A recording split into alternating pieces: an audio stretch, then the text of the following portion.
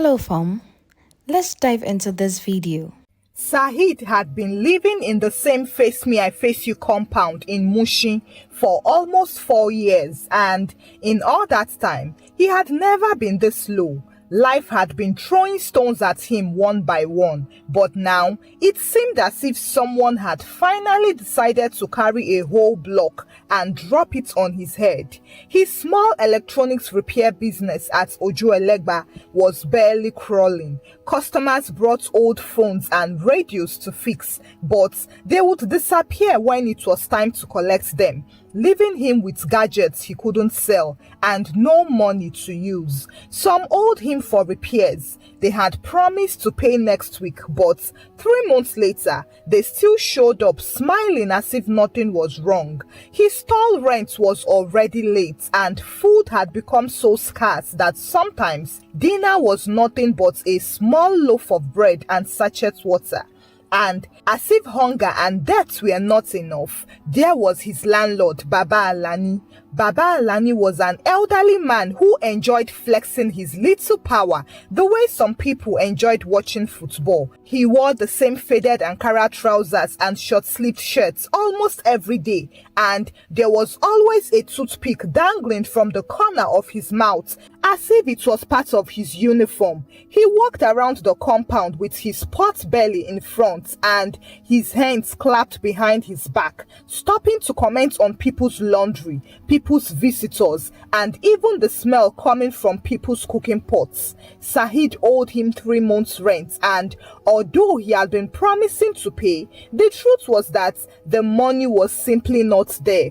He had told Baba Alani that once one particular customer cleared a big repair bill, he would settle the debts in full. But Baba Alani had heard too many stories like that from too many tenants. Now, his patience had dried up like Hamatan lips. The compound was a place where privacy was a luxury, and everybody knew everybody's business, whether you liked it or not. Mama Shade, who sold pepper and tomatoes at the junction, lived 2 doors away from Saheed and had a mouth like a radio that never went off. Tunde, the bachelor who lived next to Saheed's door, was his closest ally in the compound. They often sat on the corridor in the evenings, fanning themselves and talking about the price of Gary, the madness of Lagos traffic, and how landlords seemed to grow wickedness like a farm crop.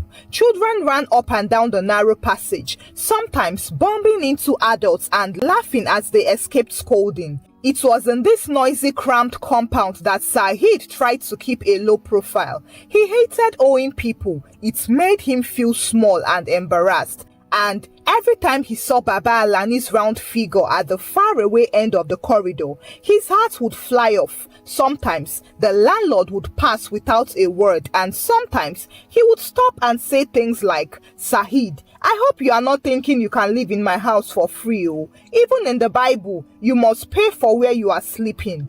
Saheed would nod politely and mumble promises, but inside him, he was afraid. He knew the man was not going to let this debt go, but he hoped, foolishly perhaps, that he could avoid public disgrace until he found a way to pay. He still remembered the stories of how Baba Alani once removed a tenant's zinc sheet during rainy season, and another time carried a woman's cooking stove to his own house for safekeeping until she paid up. So, when Saheed lay down that night, staring at the cracked ceiling and thinking about how to raise even half the rent, he didn't know that Baba Alani had already decided to motivate him to pay. And what Baba Alani had in mind would not just embarrass him quietly, it would throw his private life wide open to the whole streets. It was a hot Thursday afternoon in Mushin. The sun had no mercy that day, and the street smelled of fried akara and exhaust fumes. Saheed was already at his stall in Ojuelegba, hunched over a stubborn DVD player that refused to cooperate, when his phone started ringing inside his pocket. He ignored it at first, thinking it was one of those customers who liked to call every hour to check the progress of their work without bringing the balance. But when it rang again and again, he finally pulled it out. It was Tunde from the compound, and his voice was urgent. "Said, where you dey?" "I dey work," Said said. "Why you dey ask?" Tunde lowered his voice as though he was delivering bad news at a funeral. "Our landlord don carry carpenter enter your room." Said frowned. "Carpenter? For wetin?" "My brother," Tunde sighed. "Na your door o. Dem don begin unscrew am. I say make I tell you before dem go finish work." At first, Said thought it was a joke. He even chuckled nervously. "You dey whine me?" But Tunde's tone didn't change. "If I dey whine you, make I fall down for here. Better start coming now, unless you want your room to be as open as bus stop." By the time Said closed his stall and rushed home, his heart was beating like a gidigbo drum. He entered the compound to find exactly what Tunde had said.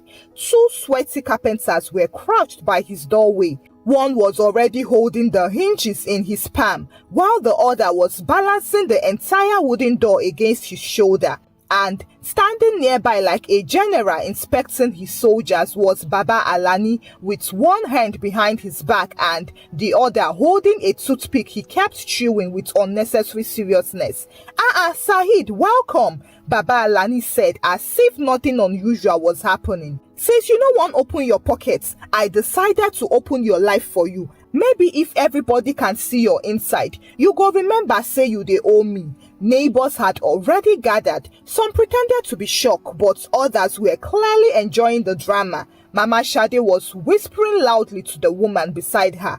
"Shebi I tell you say this man dey find trouble. See as landlord catch am today." Children were giggling and darting in and out of the corridor to peep into Said's exposed room. "Baba, you for at least wait make I," Said began, but Baba Alani cut him off with a wave. "Wait? I don't wait for 3 months. If mosquito and rats enter your room freely, maybe your rent money will also enter my hand freely. I be not be so," he grinned, clearly pleased with his own joke. When the carpenters were done, they carried the door like a trophy and leaned it against the wall beside Baba Alani's parlor. And now, Said's small mattress, his folded clothes in a plastic chair, and his battered television were all on display to the world. That night was pure torture for him. He kept propping up a piece of plywood for privacy, but the wind kept blowing it over. Mosquitoes treated him as if he was the only blood bank in Lagos. Drunk passers-by peeked in to greet him. Even a stray goat wandered into his room at some point, ate from his garri in the basin, and strolled out slowly as if mocking him. Unfortunately, by the next morning, the whole street had heard about Said's doorless room. In a mushy face-me-I-face-you compound, bad news travels faster than good news, and so, as soon as the sun came up, people walking past slowed down to take a curious look. Hawkers selling bread and akara craned their necks as they passed, while school children laughed and pointed as if his room was an exhibit at a zoo. Now, it wasn't just that his belongings were exposed. It was the way people also spoke to him. Mama Shade greeted him at the well with exaggerated pity, and her voice was loud enough for everyone to hear. "Hey, yeah, Said my pikin, sorry oh.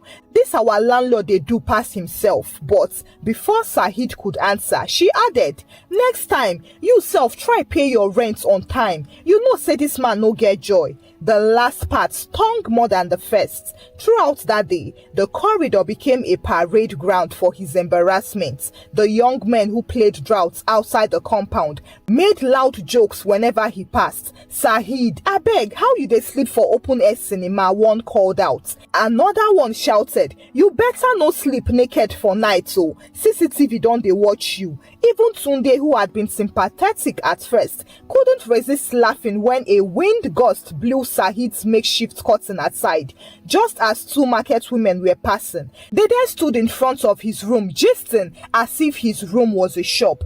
"Abeg, close am small now," Tunde said, trying to hide his laughter. On the second evening, it became worse as the open doorway became an invitation for every nuisance in the neighborhood. Stray cats slinked in, sniffing around for food. Cockroaches staged military parades across the floor. Even the compound goats returned, and this time he was boldly chewing Sahid's remaining yam before he chased it away. But the worst was the mosquitoes, with no door to keep them out. They feasted on Sahid in shifts. He slapped his arms, legs, and face until his skin was sore. Sleep was a luxury he couldn't afford at this point, and as he laid there in the dark, he kept seeing Baba Alani's smug face mocking him. At a point, Sahid couldn't bear it anymore, so he went to sit outside on the corridor, staring into the distance while his neighbors talked loudly nearby. He overheard Baba Alani boasting to two other men about how he handled stubborn tenants. "I know they waste time for people wey won't play smart with me. If you owe me, I go show you pepper. If shame no kill you, shame go humble you." The men laughed. One even clapped for him and said, "You dey try, Baba. That is how to treat them." Sahid looked away, pretending not to listen, but he was dying inside. Later that night, Tunde came to sit beside him. "Guy, you no fit continue like this, so this man dey use you catch cruise." "I know," Sahid said quietly, "but him own day go come, na just small patience." It was then that Tunde mentioned something interesting, a piece of information that lit a small spark in Sahid's mind. Baba Alani was planning to host a big landlord's meeting in his compound that weekend. Important people were coming, and Baba Alani had been bragging about how his house was the model compound in the area. Sahid didn't say much. He just nodded slowly and went back to staring into the darkness. Sahid didn't rush into revenge. He knew Baba Alani was a loud man, but also a suspicious one. If he made any sudden moves, the landlord would smell trouble from a mile away. So, for the next 2 days, Sahid played the role of a broken, humbled tenant. He greeted the landlord respectfully, even calling him Baba Landlord, sir, in a way that made the older man puff up with self-importance.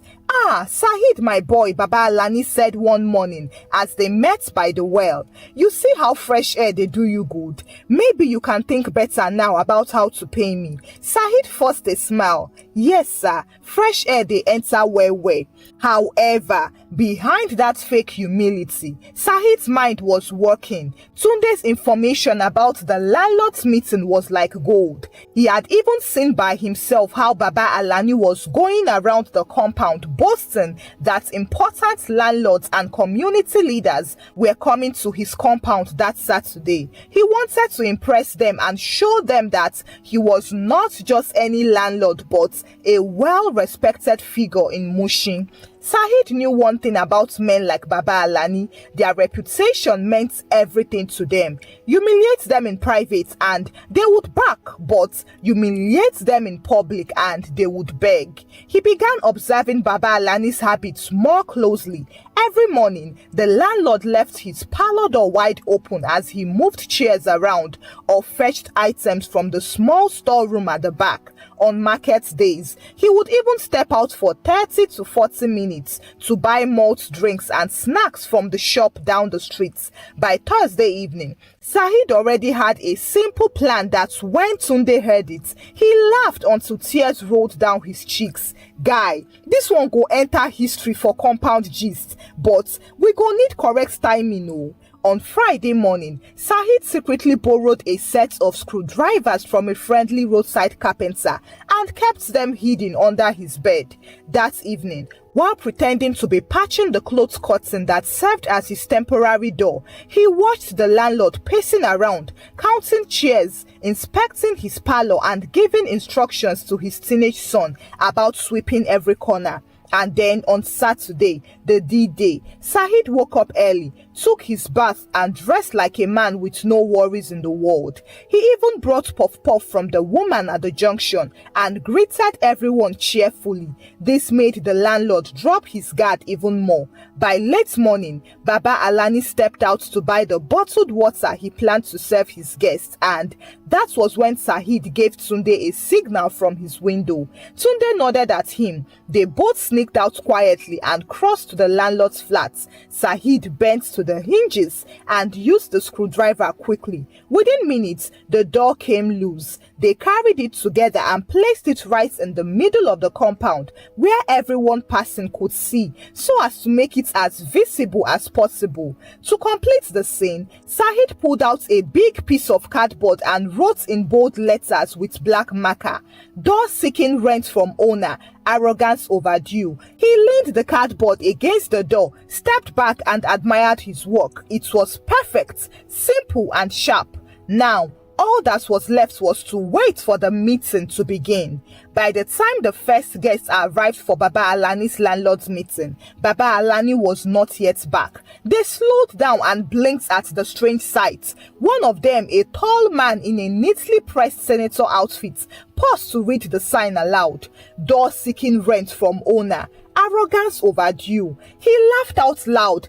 Alani, what is the meaning of this one?" Before anyone could answer, a group of children from the next street trooped in as if they were on a school excursion, pointing and laughing. "Open house! Open house!" They chanted and skipped around the exposed doorway as if they were playing 10-10.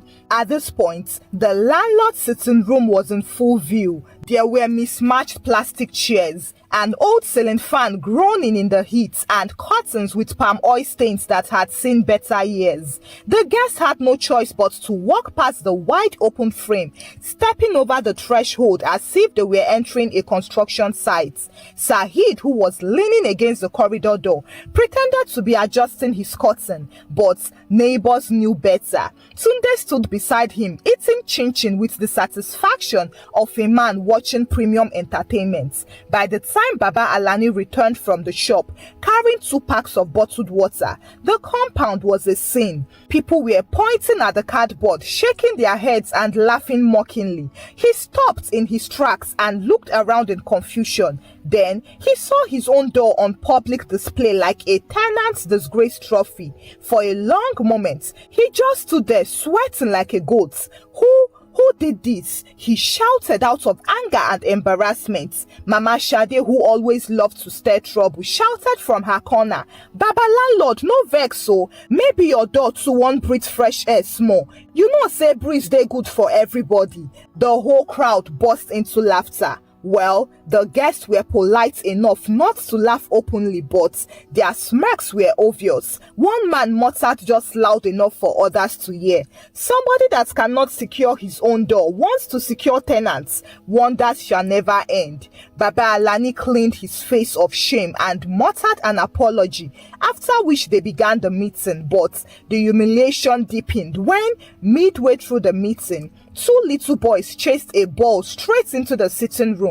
They didn't even stop to apologize. They just retrieved the ball and ran out again giggling. Another neighbor, pretending to be helpful, asked loudly, "Baba landlord, you won't make we help you guard the entrance? Anybody fit waka enter like that too?" By now, the once boastful landlord was red-faced with embarrassment and shame. His guests whispered among themselves and exchanged glances that said they would never let him forget this day. And just like that, whatever pride Baba Alani had been preparing to showcase was blown away like harmattan dust. By the time the landlord's meeting finally dragged to an end, the compound felt different. The guests were living in 2s and 3s, but the gist they were carrying away wasn't about whatever community matter they had discussed. It was about the landlord who hosted a meeting without a front door. They left shaking their heads in shame.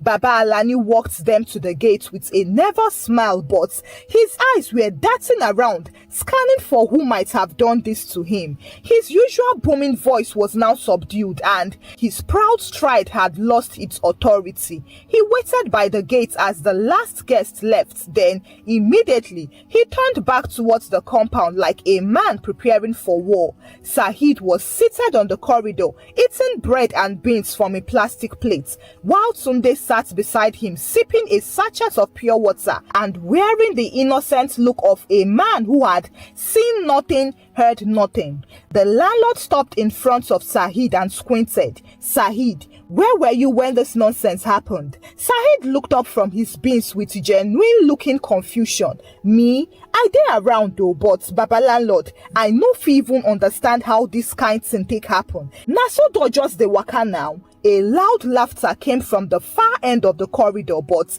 it quickly died when Baba Alani shot a glare in that direction. He stared at Saheed for a long moment, then he sighed, not in defeat but in reluctant acceptance that there was nothing he could do without looking worse. After all, he didn't even have any evidence. And so, that evening, two of Baba Alani's own boys came and fixed his door. And surprisingly, they also carried Saheed's door from where it had been leaning without a word. They reattached it to the hinges and screwed it in place. Saheed leaned in the doorway and watched them walk with a faint smile. When they were done, the landlord appeared again, and much to Saheed's own shock, his tone was softer than it had ever been in months. "Look, Saheed, just dey try pay small, no problem. We no be enemies." Saheed smiled and nodded slowly. "I hear you, Baba Landlord, no wahala. I go do my best." And just like that,